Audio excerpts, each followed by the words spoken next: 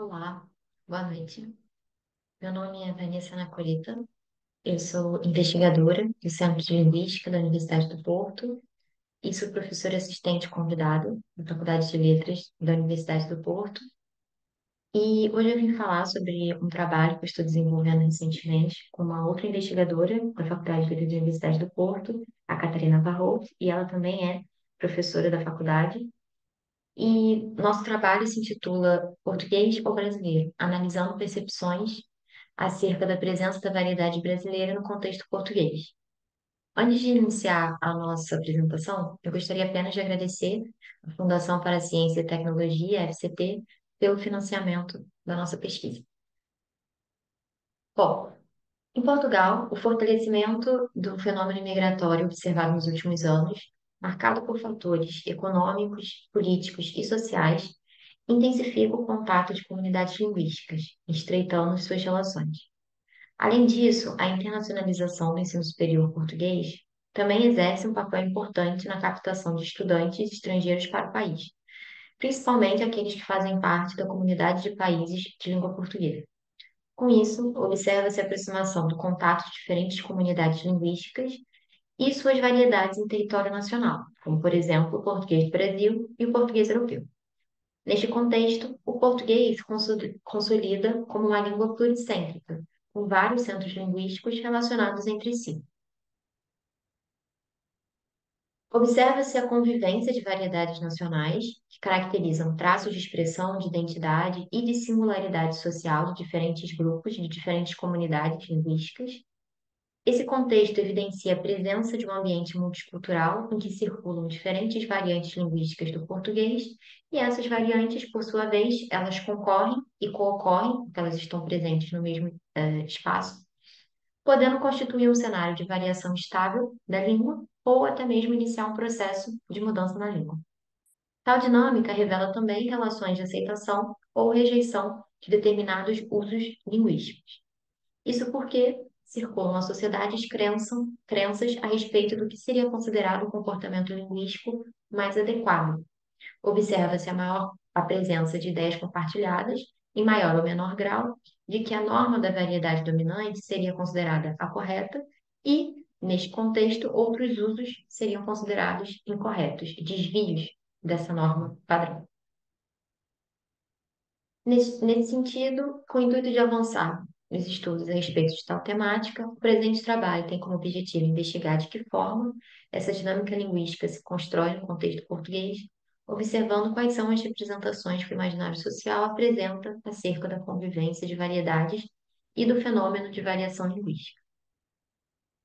A respeito do enquadramento teórico, nós selecionamos alguns trabalhos de Duarte 2008, 2016 e 2023.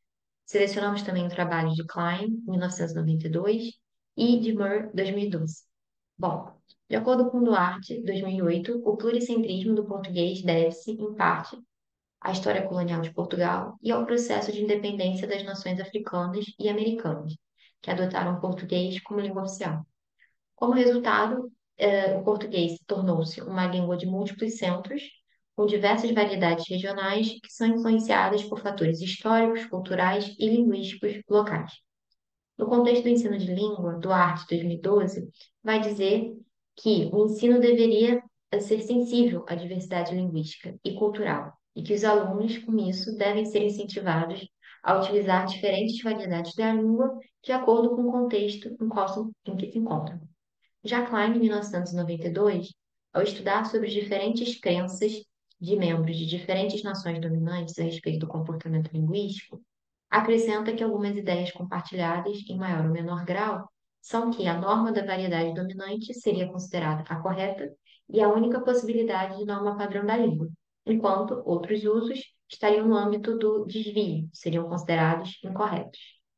Com isso, Moore, 2012, aponta que estratégias são utilizadas para frear essas potenciais influências e mudanças da língua, como, por exemplo, a inferiorização de variedades não dominantes, a redução do status linguístico dessas variedades e o desprestígio de determinados usos que supostamente desviam do uso considerado correto, definido sempre pela nação dominante. Bom, no que diz respeito à metodologia, trata-se de uma pesquisa de cunho qualitativo, interpretativa e bibliográfica. Fizemos a recolha de dados a partir do levantamento de textos de diferentes gêneros do discurso jornalístico, publicados em jornais de grande circulação, tanto em Portugal como no Brasil, nos últimos anos, e nossa análise consiste em identificar os principais temas que esses textos discutem e também tentar compreender e observar quais são as atitudes linguísticas, crenças compartilhadas, estratégias de preservação da língua que estão presentes nestas materialidades linguísticas. O corpus selecionado, foi constituído por 6 textos. Esses textos, como foi dito antes, fazem parte do discurso jornalístico. Sobre os gêneros, nós trabalhamos com gêneros de reportagem, artigo de opinião e notícia. Os textos foram selecionados num recorte temporal entre 2021 e 2023. E nós selecionamos os jornais Diário de Notícias e Expresso da Manhã para tentar compreender a perspectiva do contexto português, porque são jornais de grande circulação em Portugal. E também selecionamos a Folha de São Paulo e também a BBC News Brasil, porque são jornais de grande circulação no contexto brasileiro e também foram jornais que se abordaram recentemente nos últimos anos essa temática. Bom, explicando brevemente, apenas para fins de contextualização temática, cada um desses textos, nós temos o primeiro texto que trata-se de uma reportagem chamada Há Crianças Portuguesas que Só Falam Brasileiro. Na verdade, é um texto que vai mostrar a influência dos YouTubers brasileiros na língua, no português europeu, recentemente, e principalmente influencers como o Felipe Neto e o irmão dele também, Lucas Neto, porque são YouTubers muito famosos aqui em Portugal e muitas crianças, por causa desse acesso ao YouTube e aos vídeos desses criadores de conteúdo, têm se interessado ao modo que esses YouTubers falam e muitas vezes acabam incorporando no seu próprio idioleto algumas expressões brasileiras, algumas formas de falar do português do Brasil. E o que é interessante é que essa reportagem ela vai retratar o medo que isso tem causado aos pais portugueses ao perceber que os filhos estão falando português do Brasil, né? Então, na reportagem citam casos, relatos, na própria reportagem são citados casos e relatos de pais que passaram por situações como essa, em que os filhos falam o português do Brasil e não o português europeu. E existe também um trecho da reportagem que é retratado que há também crianças na terapia da fala para tentar melhorar a maneira como eles falam, devido ao uso de expressões e principalmente da fonética do português do Brasil e não tanto do português europeu. Bom, a partir desse texto, que foi publicado em 2021, a linguista Margarida Correia fez um artigo de opinião que se intitula Falar Brasileiro ou Falar Americano. Eis a questão. E nesse artigo de opinião, a Margarida Correia, ela vai fazer uma crítica à reportagem que eu citei acima e vai mostrar que, na verdade, falar brasileiro, falar americano é considerado um termo pejorativo para se referir a essas variedades, até porque ela esclarece no texto dela que brasileiro não é uma língua, que na verdade português do Brasil, que seria o termo correto para se referir a essa variedade. E a autora também vai abordar que essas questões de percepção da língua e esse medo que circula atualmente no contexto português a respeito dessa influência do português do Brasil não está relacionado necessariamente a fatores linguísticos, e sim fatores relacionados a preconceitos e também a esse desconhecimento de como funciona uma língua, né? Desse desconhecimento a respeito da variação e da mudança linguística, que são fenômenos e processos naturais de qualquer língua. Bom, selecionamos também uma reportagem, uma notícia, publicada em 2021, chamada Português Brasileiro rende menor nota e discriminação em escolas e universidades de Portugal. E o que essa notícia vai traçar é um panorama a respeito do contexto português e como tem sido esse processo de aceitação dos estudantes com outras variedades no contexto português. Então, o que o texto vai defender e vai apresentar como argumentos é que, na verdade, os alunos brasileiros muitas vezes sofrem discriminação, porque a variedade que eles falam é considerada uma variedade inferior e incorreta do que seria o português europeu. E muitos estudantes, há até um trecho da notícia em que é relatado que muitos estudantes, principalmente no ambiente universitário, preferem escrever seus trabalhos em inglês do que em português do Brasil, porque eles consideram que as notas acabam sendo melhores quando quando são escritos, quando os trabalhos são escritos em inglês, porque quando são escritos em português do Brasil, muitas vezes são considerados, aquela variedade é considerada uma forma incorreta e mais pobre de se dizer a língua, digamos assim. Bom, já em 2023, nós selecionamos também três textos.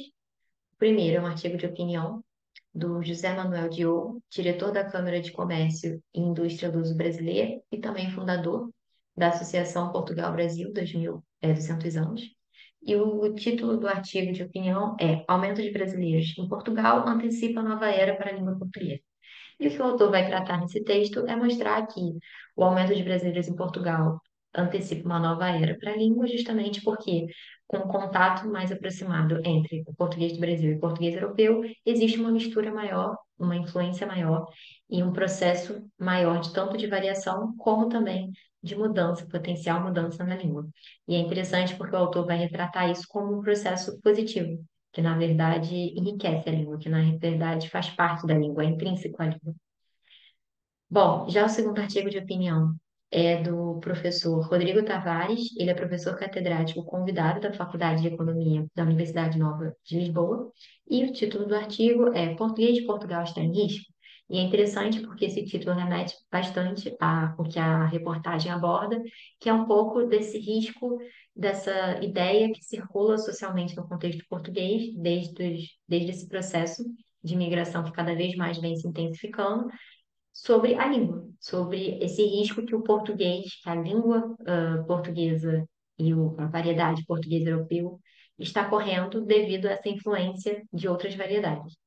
E o que o autor vai argumentar é que, na verdade, não está em risco, até porque, além desse processo de variação e mudanças, os dois serem processos naturais da língua, o autor também vai argumentar que existe um enriquecimento nesse processo, que não é só um processo natural, como também é um processo que ele é inerente à língua, ele faz parte da língua e não tem como fugir desse processo, porque na verdade, com essa mudança histórica e conforme nós temos outras demandas, outras necessidades linguísticas, os falantes eles recorrem a outras palavras e todo esse processo de variação e mudança, ele também se torna interessante quando nós temos essas variações convivendo, porque, de certa forma, os falantes, segundo o autor, vão se adequando e vão selecionando quais são as escolhas lexicais ou quais são as maneiras ou as formas de falar e preenche mais aquilo que eles precisam da língua, né? Aquilo que eles pedem da língua.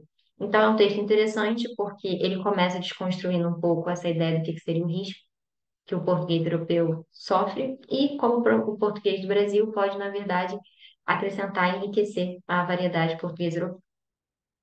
E por último, nós temos o texto Portugueses falando brasileiro, como a variante do idioma usado no Brasil influencia Portugal. E é uma reportagem que vai retratar também esse processo de convivência entre essas duas variedades, o português do Brasil e o português europeu, e vai trabalhar um pouco com essa questão de quais são os níveis da língua em que nós observamos maior convergência, maior divergência, maior influência ou menor influência. Então, por exemplo, vai falar de algumas questões relacionadas ao léxico, algumas escolhas que nós observamos hoje em dia, que cada vez estão mais presentes no vocabulário dos portugueses, como a seleção de autocarro, em vez de selecionar autocarro, selecionar ônibus, em vez de selecionar comboio, selecionar trem, e algumas questões fonéticas também, em vez de metro, metrô, mas são algumas expressões brasileiras também, algumas gírias brasileiras que estão cada vez mais comum no vocabulário português, e vai mostrando também como funcionam em diferentes níveis da língua esse processo de convivência das variedades. Bom, a respeito da análise e da discussão de dados, nós temos o primeiro tópico, principais temas abordados. A respeito das temáticas selecionadas pelos textos, nós observamos uma discussão sobre a presença do português do Brasil no contexto português, e não só a presença, como também a influência dessa variedade em Portugal e na língua, né?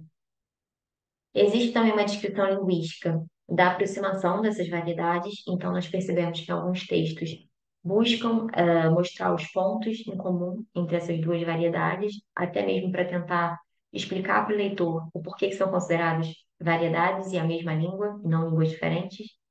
E também, ao mesmo tempo, outros textos buscam mostrar uma descrição linguística que aponta para as diferenças dessas variedades, tanto no léxico, quanto na fonética, quanto até mesmo em questões culturais que perpassam as variedades. Bom, outros textos também abordam a percepção dos falantes a respeito desse processo, tanto de variação quanto mudança da língua, e a percepção dos falantes no contexto português, em Portugal, e também dos falantes do português do Brasil e a aceitação ou rejeição de outras variedades da língua no contexto português. Alguns textos abordam essa reflexão a respeito de algumas atitudes que buscam ou que tentam fazer esse processo de rejeição de outras variedades e estigmatizam outras variedades, e também alguns outros processos ou mecanismos ou movimentos de aceitação dessas outras variedades. Bom, já em relação às concepções que circulam no imaginário social a respeito das línguas, nós observamos algumas concepções e as que se destacam seriam: o português do Brasil é denominado em alguns textos como brasileiro, como se fosse uma outra língua. Então, nesses textos, geralmente nós temos essa oposição entre o que seria o português e o que seria o brasileiro, que é a variedade português do Brasil. Então, nós temos aqui como exemplo a crianças portuguesas que só falam brasileiro e não português do Brasil. E é interessante porque o brasileiro, essa designação do brasileiro, ela geralmente está atrelada a uma visão negativa do português. Seria essa denominação, ela é de uma língua outra, que não é o português europeu, e uma língua, muitas vezes, que ela não é o português europeu, porque ela é considerada um desvio do português europeu, que é uma língua que precisa ser corrigida, ou uma língua que não está no mesmo patamar que o português europeu. E, tendo em conta essa concepção da língua, existe também esse termo brasileiro sendo criticado como uma designação válida para a variedade português do Brasil. Então, por exemplo, nós temos o texto 3 em que fala, em que cita uma linguista brasileira chamada Débora Ribeiro, e ela critica o fato dos europeus falarem que o português, que no Brasil nós falamos outra língua, que seria esse brasileiro, né? A, a linguista Margarida, ela também critica isso no texto dela, em que ela fala sobre, sobre esse questionamento do que seria esse brasileiro e essa preocupação que os pais portugueses têm dos filhos falarem brasileiro. E o que a linguista vai falar é: brasileiro não existe, nem angolano, moçambicano ou africano, apenas português, vivo e de boa saúde. Tal como não existe americano, sul-africano, indiano ou australiano, apenas inglês. Então, a autora ela faz essa crítica a essa denominação do português do Brasil e também a linguista brasileira Débora Ribeiro cita no texto 3: a língua é uma questão de identificação. Quando eles nos colocam falando brasileiro, eles deixam claro que nós não falamos a mesma língua deles. É uma tentativa de inferiorização. Justamente porque, até mesmo nos próprios textos analisados, essa concepção de língua, toda vez que existe uma concepção, uma denominação do português do Brasil como brasileiro, geralmente está num campo semântico de o brasileiro apresenta algum risco para o português europeu, ou o brasileiro precisa de uma correção para que ele fique no mesmo nível de qualidade do português europeu, né? Então, nesse aspecto, nós observamos essas duas tensões. Por um lado, uma tentativa de inferiorização da variedade, quando ela é designada dessa forma, mas também uma resistência ao criticar essa designação, né? Bom, o português do Brasil, ele é considerado também por alguns, as concepções que nós observamos é o português como uma variedade prejudicial ao português europeu, como por exemplo no texto 1, em que fala sobre essa preocupação dos pais que os filhos estão falando brasileiro, cita o caso do Antônio, que era uma criança que começou a dar sinais de alertas há algum tempo. A princípio, a família até achava alguma piada a forma como ele falava, as expressões brasileiras, mas à medida que o tempo foi passando, a educadora de infância começou a preocupar-se e foi dando sinais, porque o menino não conseguia dizer nem os L's e nem os L's. Então, reparem que, né, nessa situação, o português do Brasil esse texto é um texto em que a designação do português do Brasil é dita como brasileiro, e é interessante essa percepção de que o fato da criança se aproximar do português do Brasil significava que ela não saberia falar corretamente o que seria o R e o L do português, que na verdade é o R e o L da variedade português europeu. Bom, temos também algumas tentativas. Temos também, né, as concepções que circulam no imaginário social a respeito das línguas, como, por exemplo, a aproximação entre duas variedades. Existem esses movimentos nos textos para tentar mostrar que são variedades de uma mesma língua, de um mesmo idioma. Então, apesar de diferentes sotaques e variações regionais, o português, Portugal e Brasil têm o mesmo idioma oficial. E, em alguns momentos também, nós observamos a comparação entre as duas variedades. Então, é interessante, porque no texto 4 existe o trecho: o balanço doce do português de Vinícius de Moraes sobrepõe-se à frigidez sonora dos conterrâneos de Pessoa e Saramago. A vida acontece cada vez mais em ônibus que nos autocarros, e a frescura mata-se cada vez mais na geladeira do que no frigorífico. O som e as palavras da língua brasileira expandem-se na mesma proporção que na portuguesa encolhem. Então, existe sempre, também em alguns textos, existe esse movimento de comparação entre as duas variedades. E no texto 5 nós observamos o português falado no Brasil absorve, enriquecendo-se, o falado em Portugal segrega, murchando-se. Então, há esse movimento de comparação, e geralmente, nesse movimento de comparação, existe uma crítica à maneira como Portugal defende a sua língua e a sua variedade. Bom, em relação à percepção dos fenômenos de variação e mudança linguística, a variação é compreendida como um fator de preocupação, como nós temos como exemplo também o texto 1, em que a terapeuta da fala, Bruna Antunes, ela acredita que essa influência do português do Brasil na variedade português europeu é um problema e advém a partir do excesso de exposição a conteúdos no YouTube, por exemplo. E depois eu destaco o trecho em que ela diz que existe um papel importante da família para evitar esse processo. E no final ela fala, né? Os pais até acham piada, porque é engraçada esta ou aquela expressão. Riem-se e depois fica difícil de travar. Então existe essa necessidade de evitar essa influência do português do Brasil no português europeu, né? Bom, há algumas famílias, inclusive, o temor de que o uso do português brasileiro possa diminuir as notas dos alunos portugueses. Então, falar o português do Brasil e deixar o português do Brasil influenciar o dialeto dessas crianças poderia prejudicá-las. E também existe no texto 6 uma menção em que é dito: enquanto alguns veem a cobertura da imprensa como exagerada e apontam o peso da xenofobia nas visões propagadas a respeito da língua, outros fazem coro às queixas e temem que a presença cada vez maior de vocábulos importados seja um sinal de apagamento da cultura local, como se, mais uma vez, né, a variedade brasileira colocasse em risco esse português e a identidade do português europeu. Bom, em relação também a outra concepção que nós observamos é a variação compreendida como um processo da língua. Então, no texto 1 e no texto 6, nós temos o caso de professores e de linguistas que alegam que, na verdade, esse processo da língua, esta influência, ela é boa pelos conhecimentos que se transmitem na área e o enriquecimento de vocabulário, tendo em conta o mundo globalizado que nós vivemos hoje em dia, né? Então, é importante nós conhecermos outras culturas. Bom, por fim, crenças compartilhadas e estratégias de preservação na língua, nós observamos que existe uma concepção de discriminação do uso do português do Brasil. Nós observamos isso principalmente no texto 3, em que aponta que os alunos brasileiros sofrem preconceito em universidades e escolas portuguesas. Então, nós temos vários alunos que relatam episódios a respeito dessas notas mais baixas e de discriminação que eles sofreram devido ao português do Brasil. E também o caso que eu citei anteriormente, falando que alguns alunos preferem entregar trabalhos em inglês do que no próprio português, de sua própria variedade, porque eles sentem que eles são prejudicados na correção por considerarem essa variedade uma manifestação linguística inferior, né, do português europeu. E também existe essa concepção, essa crença da necessidade de correção do português do Brasil. Então, eu destaco isso está presente no texto 1, no texto 5 e no texto 6.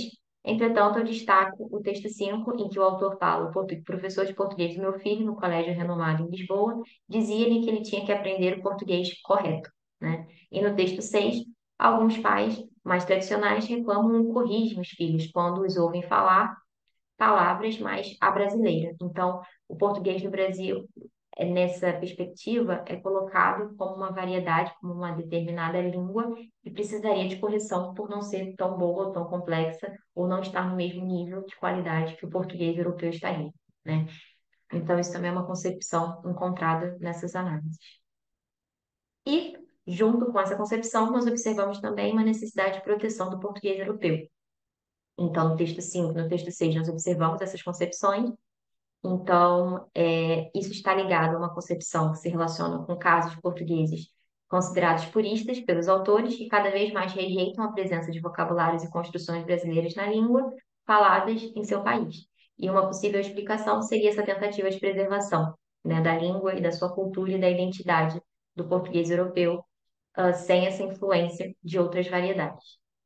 Bom, então, como considerações finais, para fechar o trabalho, nós observamos que o aumento do número de brasileiros em Portugal aproxima essa relação entre as variedades do português do Brasil e português europeu, mas é uma presença que evidencia relações de tensão, não é uma presença necessariamente harmoniosa, né? E com isso vem presença de, nós observamos também a presença de crenças a respeito do que seria falar corretamente uma língua, e essa perspectiva parte mais de falantes do português europeu consideram o português do Brasil muitas vezes um desvio a essa norma ou uma forma menos com menos qualidade de se falar o português europeu. E a reflexão a respeito desse processo do português como língua pluricêntrica neste contexto mostra-se fundamental para a desconstrução de preconceitos e também a discussão de uma perspectiva linguística sobre essas questões relacionadas à unidade e variação também pode contribuir para essa discussão, pois isso vai proporcionar um melhor entendimento a respeito de um processo que é natural e que ocorre em todas as línguas, né? Então, por fim, a mudança de percepção a respeito do processo de variação da língua como um elemento de enriquecimento linguístico é necessário, se mostra necessário para a verdadeira convivência igualitária entre essas diferentes comunidades e também ao respeito dessas respectivas variedades, né? Então, isso acaba sendo fundamental para que a gente possa ter efetivamente o português como uma língua pluricêntrica no contexto português. Bom, aqui nós temos as diferenças bibliográficas e muito obrigada. Qualquer dúvida, qualquer comentário, é só nos mandar algum e-mail. Muito obrigada.